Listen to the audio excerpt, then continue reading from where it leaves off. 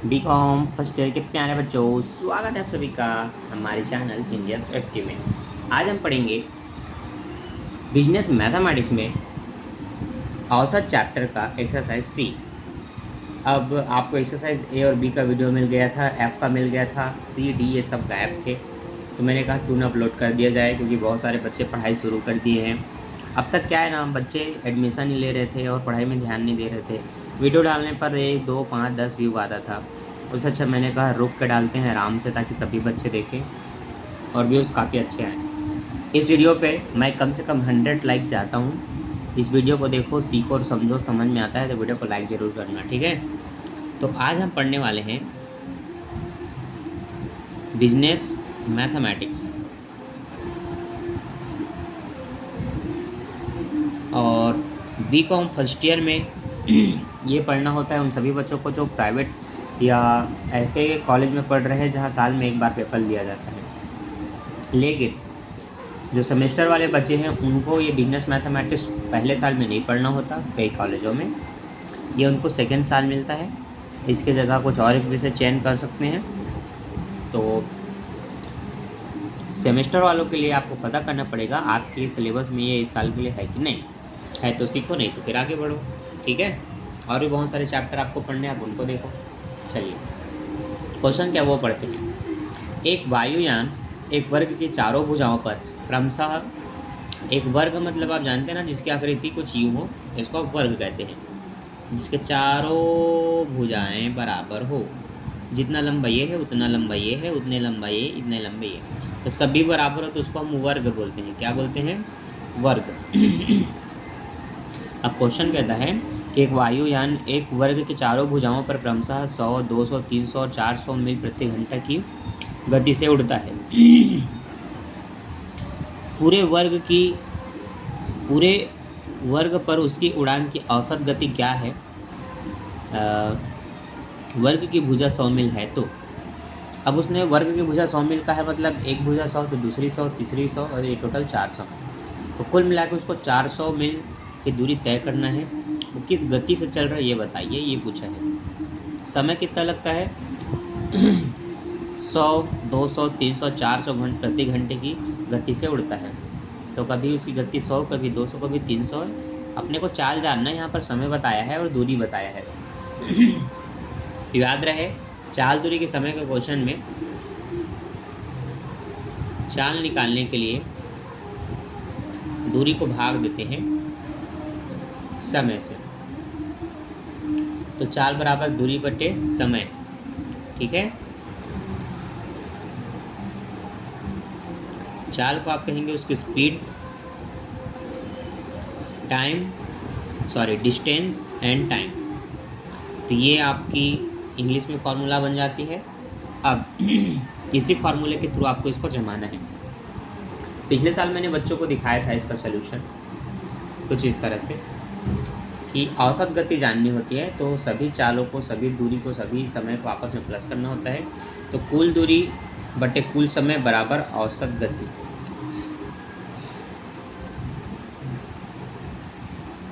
तो चूंकि औसत में सब कुछ जानना है, तो औसत चाल बराबर कुल दूरी बटे कुल समय। क्लियर है? चूँकि दूरी 100 का है बच्चों, हर एक अलग अलग टाइम पे, तो आप 100 लिखेंगे, इसलिए देखिए 4 पर 100 लिखा है और वो सब मिला के 400 ही होने हैं। तो आपको भी उसी तरह से लिख लेना है, पहला 100 प्लस दूसरा 100 प्लस तीसरा 100 प्लस ये चौथा 100। अब पहले बार में समय कितना था? 100, तो उसके बट्टे में 100 ही आएगा। और याद रहिए पूरे का बट्टे रहेगा कुछ इस तरह से, और इसके बटे 100 बटे 100 लिखना है, प्लस दूसरे बार में ये 200 था तो 100 बटे 200 लिखना होगा। ये 100 बटे 200। ऐसा क्यों कर रहे हैं? 100 किलोमीटर की दूरी को वो पहले 100 घंटे की चाल से, फिर उसी 100 किलोमीटर की दूरी को वो 200 घंटे की चाल से, फिर उसी 100 किलोमीटर की दूरी को वो 300 घंटे की चाल से, और लास्ट में 400 घंटे की चाल से तय करता है। इसलिए इसको इस तरह से जमाना है। और ऊपर में आपको कुल दूरी बताना है, तो कुल दूरी आपका यहाँ पर 400 होने वाला है। तो जिसको आप जोड़ करके 400 कर सकते हैं, या फिर इन दोनों को आपस में काट सकते हैं क्योंकि इनके बट्टे में ये है। तो आप यहाँ पर देखेंगे कि ये आपस में कटे हुए हैं और नीचे की संख्याएँ एज इट इज़ है। तो हम क्या करेंगे, ऐसे काट सकते हैं 100 से 100। तो ऊपर में एक एक बचेगा, 1 प्लस 1, 1 धन 1 धन 1 धन 1, इस तरह से चार्ट को। ठीक, अब इसके नीचे आपको बताना है 1/100 प्लस यहाँ 1/200 प्लस यहाँ 1/300 प्लस यहाँ 400। क्लियर है। अब यहाँ पर आप देखेंगे कि ये सभी एक ही बट्टे में थे, इसका मतलब ये आपस में जुड़ेंगे, 1 और 1 2, 2 और 1 3, 3 और 1 4, इसलिए ऊपर में आप लिख सकते हैं बट्टे में 4, इस तरह से ऊपर में 4। ठीक, और इनका हर समान करने के लिए आपको एलसीएम निकालना पड़ेगा। क्या करना पड़ेगा, इनका एलसीएम। तो 400, 300, 200, 100 रुपये का एलसीएम निकालेंगे तो यहाँ पर टोटल आपका 1200 आएगा। तो सबके बट्टे में आपको 1200 लाना होगा। 1200 लाने के लिए आप 1/100 में कितने का मल्टीप्लाई करेंगे, 12 का। तो यहाँ आप 12/12 लिखेंगे। और जो 1/200 है, इस 200 को 12 में कन्वर्ट करना है 1200 में, तो 6 का गुणा करना पड़ेगा, तो गुणित 6 ऐसे आपको लिखना है। ठीक, 300 को बट्टे में 12 4 बार में आएगा, तो यहाँ पर आप 4 का गुणा करेंगे। और इसके बट्टे में 12 3 बार में आएगा, तो यहाँ गुणित 3 लिखेंगे। और इस तरह से लिखने के बाद ये 4 का 4 ही रहेगा। यहाँ पर हमें ध्यान देना है, ये आपका होगा 12/1200, ये होगा 6/1200 और ये होगा 4/1200, ये होगा 3/1200। जब इनका हर समान हो गया तो इनको एक बार लिखा जाएगा। देखिए किस तरह से, ये 4 का तो 4 रहेगा नो डाउट। नीचे आपको क्या ध्यान देना है, ये 1200 जितनी बार है उसको बस एक बार लिखेंगे। और ये 12 + 6 + 4 + 3 आपस में जुड़ेंगे। ठीक है, तो इस तरह से एक नया मान आपको मिलने वाला है।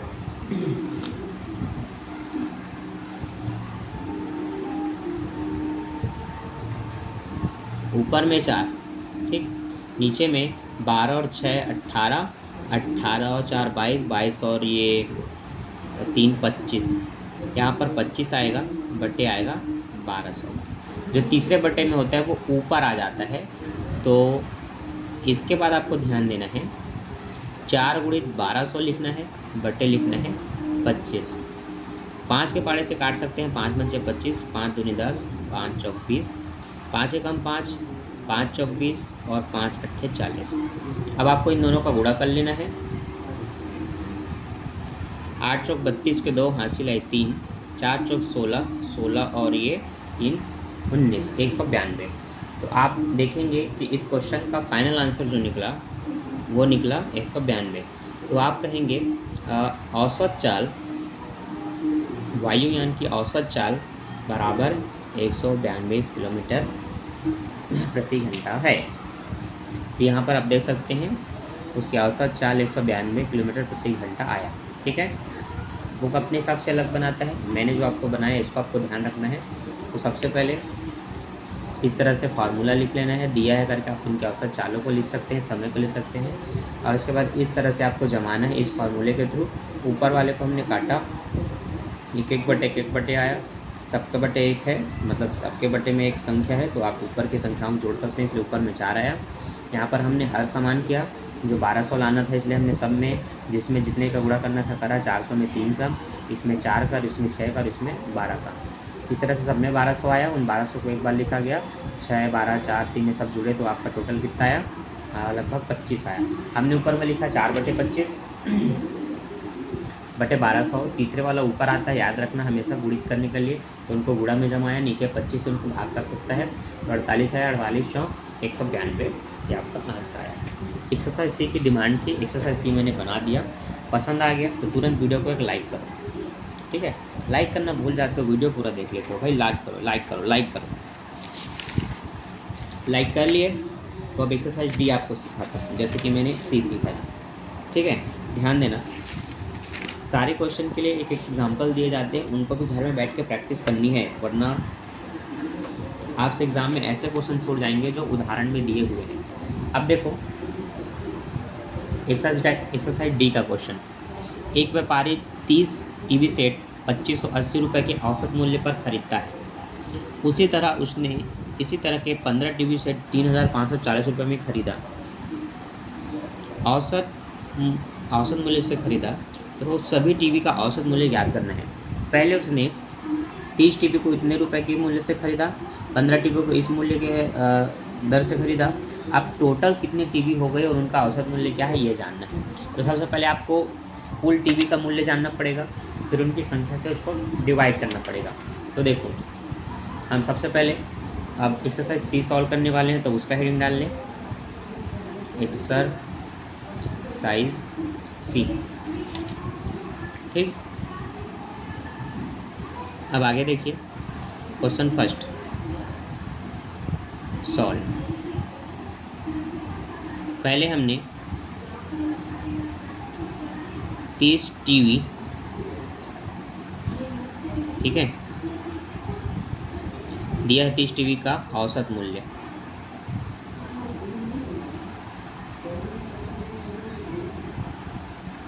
2580।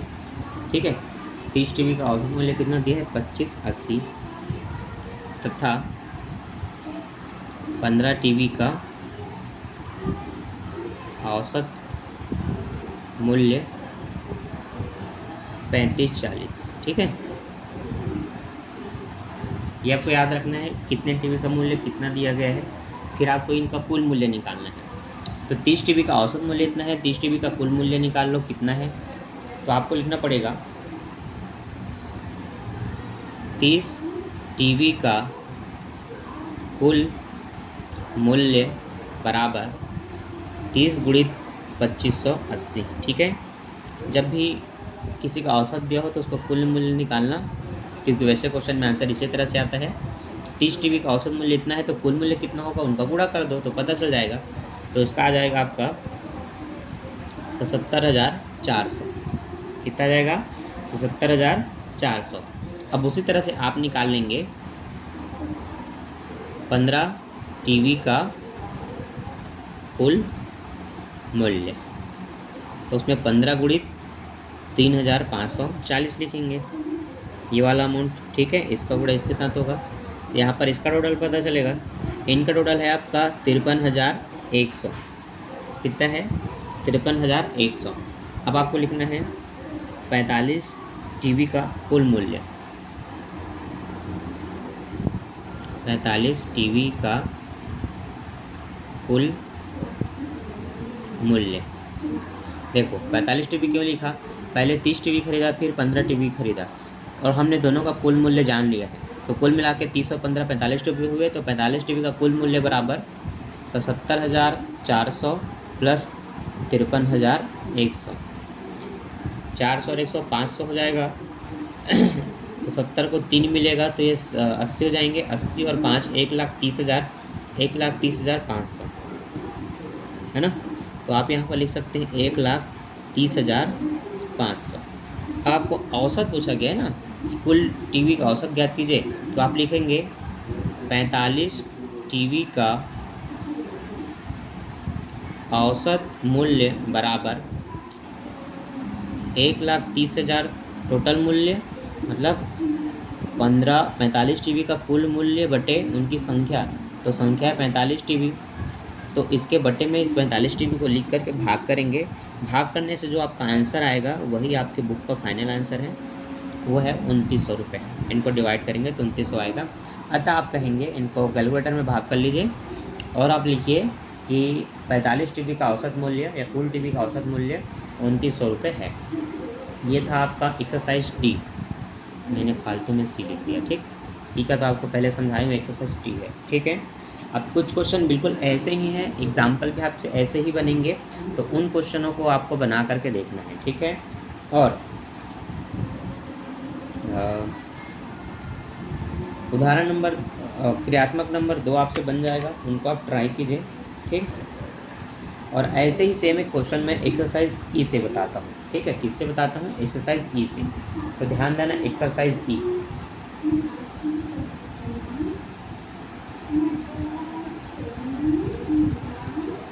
एक्सरसाइज ई का सबसे पहला क्वेश्चन क्या है, ध्यान देना, बिल्कुल ऐसे ही है।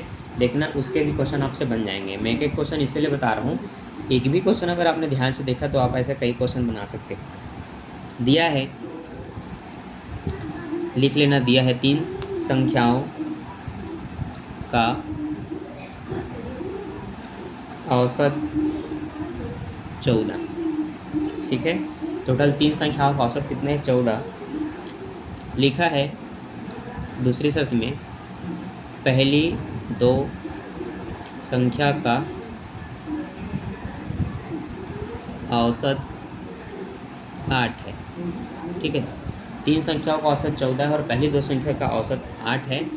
तो आपको पूछा है तीसरी संख्या ज्ञात करो। क्या पूछा है? तीसरी संख्या ज्ञात करो, ठीक है। आप मान लें कि माना हुआ 3 संख्या ए बी सी है, जिनका औसत कितना है? 14। तो औसत कैसे निकलता है? पदों को बटे पदों की संख्या 3 पद है, तो बटे में आपको 3 लिखना है, बराबर है आपका औसत। अब आपको तीनों का कुल मूल्य जान लेना है, 3 पदों का कुल मूल्य, ठीक है। तो आप इसको यहाँ ले आएंगे, तो a + b + c बराबर 14 तिया, ये आपको 42 पता चल जाएगा कि 3 पदों का कुल मूल्य 42 है। आपको प्रथम 2 का मान पता है, कितना पता है? 8। तो बिल्कुल उसी की तरह आप बना लेंगे कि आपको a + b बटे 2, इनका औसत पता है 8। तो इनका टोटल कितना हो गया a + b का? ये हो जाएगा 8 दूनी 16। अब आपको पता है a b c का मान टोटल 42 और उसमें से a b का मान 16। अब तो ये बहुत सरल हो गया। कैसे हो गया? देखो, आपको a + b + c का मान 42 पता है, क्लियर है। 3 पदों का कुल मूल्य 42, जिसमें से प्रथम 2 के मान आपने 16 निकाल लिया, इन दोनों का 16, तो यहाँ 16 + c बराबर 42 लिखेंगे।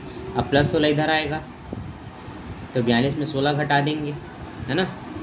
तो 42 से 16 घटेगा तो कितना आएगा बच्चों? कोई आइडिया? 26 आएगा, और यही आपका आंसर है। तो ऐसे क्वेश्चन को ऐसे ही बनाना है। अब 25-26 पद बोले तो उतने सारे तो ABCD आपको नहीं लिखना है, इसलिए उसको इस तरीके से बनाना जैसे मैंने बनाया कि औसत इतना दिया है तो उसका कुल मूल्य कितना? 3 पदों का औसत मूल्य इतना दिया है, तो 3 पदों का कुल मूल्य कितना? 42 हुआ। उसमें से प्रथम 2 का आपको दिया इतना, तो उनका टोटल निकाल लो 16। बस तीनों में प्रथम 2 का मान रख के इधर लाख घटा दो, तीसरे का मान निकल गया। अतः तीसरे पद का मान 26 है, आप लिखेंगे। ये आपका क्वेश्चन हुआ सॉल्व। आई होप आपने तीनों टॉपिक सीख लिया exercise A B C D का। तो इस वीडियो को एक बार फिर से लाइक नहीं किए होगे तो लाइक कर देना, दोस्तों के साथ शेयर कर देना। मिलता हूँ नेक्स्ट वीडियो में इसके अगले क्वेश्चन के साथ। अभी के लिए bye, thanks for watching. Don't forget like, subscribe and share.